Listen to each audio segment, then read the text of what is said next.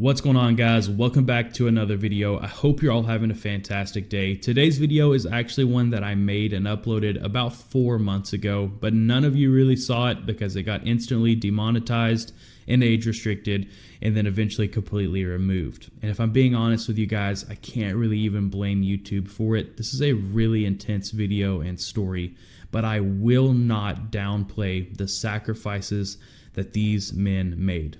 And their story deserves to be heard with all the details. So I really need your guys' help on this one. Leave a like on the video, a comment on the video, watch it all the way through, share the video with your friends. Help me make it clear to YouTube that these stories need to be heard and that they cannot demonetize and shadow ban us into no one ever knowing of the sacrifices that these men made. So if you guys could help me out with that, it would mean the world to me. I really want this video to do well. I really want this video to stay up and to make sure that as many people as possible have the opportunity to hear this incredible story. But with that being said, I hope you guys all enjoy it. Thank you so much for watching. I'm not gonna do any sponsors in this video or anything like that. I just want this to be purely about the story. So with that, let's get into it. September 10th, 2007, 3 Green Berets led a mission to kill or capture a high-valued terrorist leader in Samarra, Iraq. The Green Berets received intel that the terrorist leader they had been looking for over a year now was held up inside a small compound in Samarra. So they quickly came up with a plan to assault the compound along with 9 members of their Iraqi partner force, with hopes of being able to capture the target alive so they could interrogate him. The reason they wanted to bring him in alive so badly is because he had close ties to a small terrorist group in the area that the Green Berets had been hunting. And this specific group of terrorists had been hunting down the families of Iraqi police force members. So at this point, the Green Berets have been trying to put a stop to this for over a year now, and this specific terrorist leader could give them all the information they needed to put this to an end. So these Green Berets were incredibly motivated to get this man right now. The 3 brave Green Berets leading the mission were Captain Matthew Cheney, Staff Sergeant Jarian Halbesengibbs, and Sergeant First Class Michael Lindsay. The plan was for 2 helicopters to drop the men off at a field on the outskirts of the village at 2 o'clock in the morning. But when the helicopters arrived, the planned landing zone was completely covered in water, so they had to set the assault teams down a bit closer to the target than planned.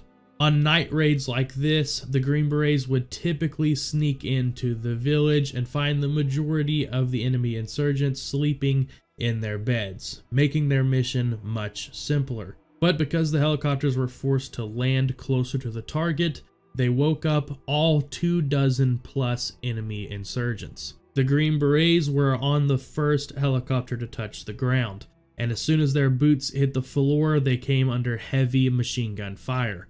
And to make matters even worse, the arrival of the second helicopter created a blinding cloud of dust, so thick that the team became overwhelmingly disoriented, making it difficult to even find the building they were receiving so much fire from. The brownout was so intense that the Iraqis got lost in it, leaving the Green Berets no choice but to assault the target building on their own. After stacking up on the door, Jarian tossed a grenade inside, killing multiple enemy fighters before rushing in to begin clearing the building. As they entered the doorway, they could see faceless shapes scurrying around the room in the dark, grabbing their weapons as quickly as they could. And within seconds of entering the room, the Green Berets started receiving AK-47 fire. Cheney was shot by a round that went straight through his pelvis and his hip, and Lindsay was immediately shot in the throat. And immediately after that, a grenade that one of the insurgents had thrown near the assaulting soldiers exploded. The blast threw both Cheney and Lindsay out of the doorway back into the courtyard. Jarian was knocked from his feet onto his back, but was left alone inside the target building with the enemy insurgents. Lindsay was barely able to move after the blast, and with machine gun fire impacting everywhere, Lindsay rolled himself over and grabbed for his pistol, firing rounds towards the insurgents. Not far from Lindsay, Cheney was completely unable to use or feel his legs, so he laid flat on his back, staying as close to the ground as he could, and dragged the body of a dead enemy fighter close to him to use as a human shield as he continued to return fire at the enemy insurgents, killing one of them at extreme close range. Back inside the building, Jarian's night vision goggles had been completely destroyed by fragmentation from the grenades, so he had no choice but to continue his assault alone and in total darkness. After locating and quickly eliminating one of the main enemy shooters inside the building, Jarian tripped over a dead enemy fighter, and as he fell to the ground, he was shot in the thumb, but was able to quickly regain his composure and killed another enemy insurgent in close quarters combat. After clearing the building, Jarian moved back to the courtyard to provide cover for his two wounded teammates. But as he approached his teammates, he was shot in the abdomen.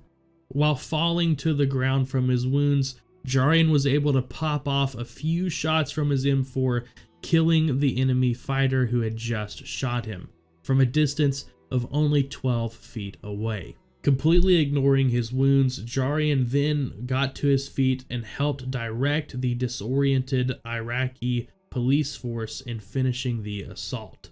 Over the course of a hellish 10-minute assault, the 3-man Green Beret assault team managed to kill the target along with 11 of his men.